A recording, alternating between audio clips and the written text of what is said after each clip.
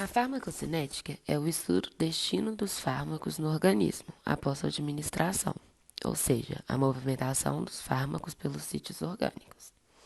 Abrange os processos de absorção, distribuição, metabolismo e eliminação.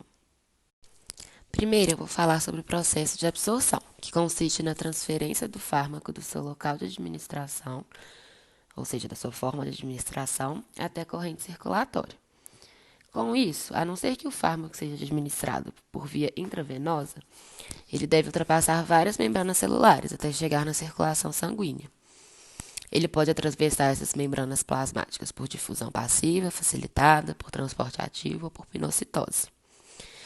A absorção influencia a potência dos efeitos dos fármacos, ou seja, é um importante fator na escolha da via de administração e da dose. A absorção é determinada pelas propriedades físico-químicas, pela formulação e pela via de administração dos fármacos. Ela também depende do fluxo sanguíneo no sítio absortivo, da extensão e da espessura da superfície de absorção. Ela pode ser influenciada por eventos fisiológicos, como a menstruação, ou por eventos patológicos, como inflamações, edemas. Ainda dentro da farmacocinética, vamos falar um pouco sobre a distribuição. A distribuição é o que ocorre logo após a absorção do fármaco e é o processo de passagem do fármaco da corrente sanguínea para os nossos tecidos. O fármaco, então, ele pode ou não se ligar a proteínas. Quando ele se liga a proteínas, a gente chama de ligantes. E o fármaco geralmente está na sua forma inativa. Quando ele não está ligado a proteínas, a gente fala que o fármaco está sob sua forma livre.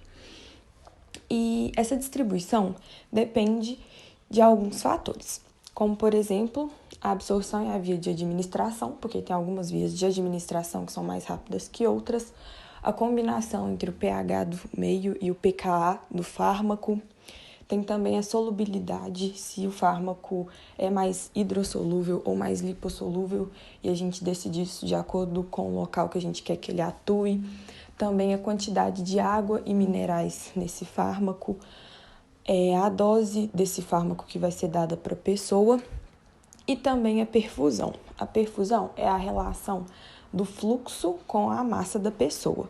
E quanto menor é essa perfusão, ou seja, quanto menor é o fluxo sobre a massa, melhor é a distribuição desse fármaco no corpo da pessoa. O metabolismo age na intenção de tornar a droga mais hidrofílica e facilitar a excreção. Pode ser repetido várias vezes até que um fármaco consiga ser excretado. Acontece por meio de duas fases principais.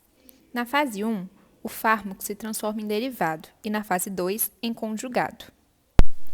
Acontece principalmente por via hepática através do complexo de enzimas e proteínas, chamado de citocromo P450. Esse complexo é capaz de transformar os fármacos que se concentram na borda do retículo plasmático dos hepatócitos.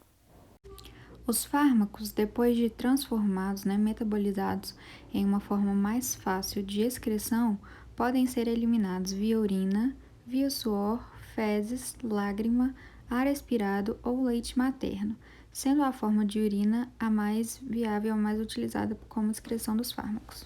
A gente vai falar agora, então, da farmacodinâmica, que estuda o efeito químico e fisiológico dos fármacos e seus mecanismos de ação. Os efeitos dos fármacos, eles vão depender de algumas propriedades, que a gente vai ver a seguir. A primeira delas é a especificidade. O fármaco, ele precisa agir seletivamente, apresentando maior afinidade pelos sítios de ligação. Então, ele vai se ligar, por ligação específica, a um receptor de membrana.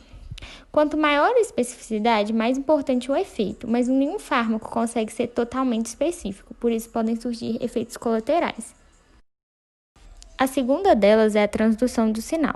Após a ligação específica, o receptor ele vai transmitir um sinal para um segundo mensageiro, que vai ativar ou inibir outras moléculas. Isso vai gerar uma resposta fisiológica, terapêutica ou tóxica. A terceira delas é a amplificação, onde enzimas vão ativar outras enzimas, garantindo que o maior número de moléculas seja afetado progressivamente. Isso a gente vai chamar de cascata química e vai garantir a ativação da célula. Então, ainda na farmacodinâmica, a gente tem que entender como que esse receptor vai deixar de estar ativo. E isso vai acontecer pela dessensibilização, que é uma responsitividade diminuída que ocorre com a exposição crônica ou repetida ao agonista. E isso vai acontecer por fosforilação do receptor ou por internalização do receptor. E essa dessensibilização do fármaco é um mecanismo pelo qual ocorre a tolerância a fármacos. A tolerância de um fármaco diz respeito à característica de aumento das doses com o passar do tempo para se alcançar os mesmos resultados farmacológicos. E isso pode acontecer por várias causas: por alterações ou perda de receptores, por exaustão de mediadores, por aumento da degradação metabólica do fármaco, por adaptação fisiológica ou até uma extrusão ativa das drogas das células, como na quimioterapia. A redução na taxa de reciclagem dos receptores também pode levar a uma redução da expressão dos receptores, que também pode levar à tolerância.